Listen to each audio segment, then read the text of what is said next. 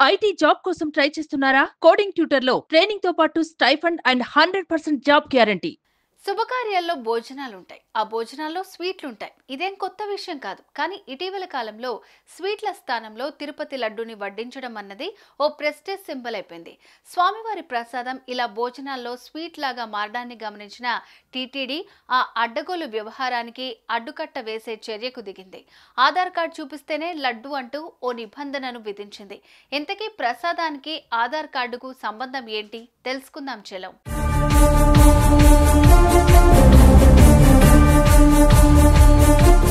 తిరుమలకు వెళ్లి స్వామివారిని దర్శనం చేసుకుని లడ్డూలకు వెళ్లే భక్తులకి లడ్డూ కావాలంటే టోకెన్ చూపిస్తే ఒక లడ్డు ఫ్రీగా ఇస్తారు.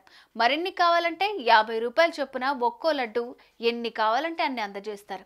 అయితే దర్శనం చేసుకొని భక్తులు మాత్రం లడ్డూ కావాలంటే ఆధార్ కార్డును సమర్పించాలి. ఒక కార్డుకు 2 లడ్డూలు 50 లెక్కన అందజేస్తారు. ఒక్క ఆధార్ కార్డుకు ఎంతమంది ఉంటే అంతమందికి లడ్డూలు అందజేస్తారు. ఇలా ఆధార్ కార్డు నెంబర్ని కంప్యూటర్లో నమోదు చేసిన వెంటనే ఆ కార్డులో నెలలో వీరు ఎన్ని లడ్డూలు తీసుకున్నారనేది మానిటర్ చేస్తారు.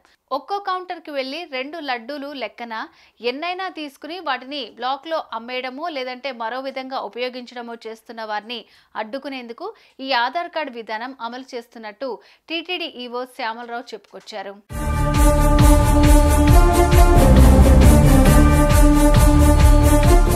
గతంలో వెంకన్న భక్తులకి ఒక ఉచిత లడ్డుతో పాటు ఒక్కొక్కటి 25 రూపాయల చొప్పున 2 మాత్రమే ఇచ్చేవారు. 2008లో ఈ విధానం మారింది. లడ్డూ ధరను 25 నుంచి 50కి పెంచారు. భక్తులు ఎన్నడిగితే అన్ని ఇవ్వటం ప్రారంభించారు. అయితే ఇలా కొనుక్కున్న లడ్డూ బ్లాక్ మార్కెట్లో దారి పట్టడాన్ని గమనించిన అప్పటి టీటీడీ యాజమాన్యం ఈ విధానం చేపట్టింది. అయితే ఇళ్లలో శుభకార్యాలు పెట్టుకునేవారు కొంతమంది భోజనాల్లో తిరుపతి లడ్డూ పెట్టే ఓ కొత్త ట్రెండ్కు శ్రీకారం చుట్టారు. ఎంత ఖరీదైనా సరే ఇలా లడ్డూ తెప్పించి ఆ ప్రసాదాన్ని శుభకార్యాల్లో ఉపయోగించే స్వీట్ లాగా మార్చేశారు. ఇది గమనించిన ఇప్పటి టీటీడీ యాజమాన్యం దీనికి అడ్డుకట్ట వేసే క్రమంలోనే దర్శనం చేసుకోకుండా వచ్చి పెద్ద ఎత్తున లడ్డూలు కొనుక్కునే వారిని అడ్డుకునేందుకు ఈ ఆధార్ కార్డు విధానం అమల్లోకి తెచ్చింది.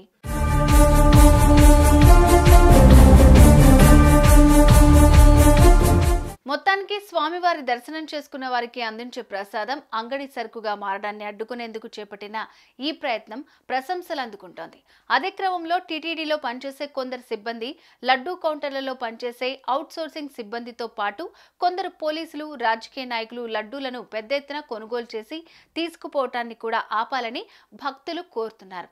అలా అయితేనే ఈ బ్లాక్ మార్కెటింగ్ వ్యవస్థకు మరింత బాగా చెక్ పెట్టే అవకాశం వస్తుందని వారు చెబుతున్నారు. మరి ఆ దిశగా కూడా టీటీడీ ఉన్నతాధికారులు చర్యలు చేపడతారా లేదా అన్నది కాలమే తేల్చాల్సి ఉంది.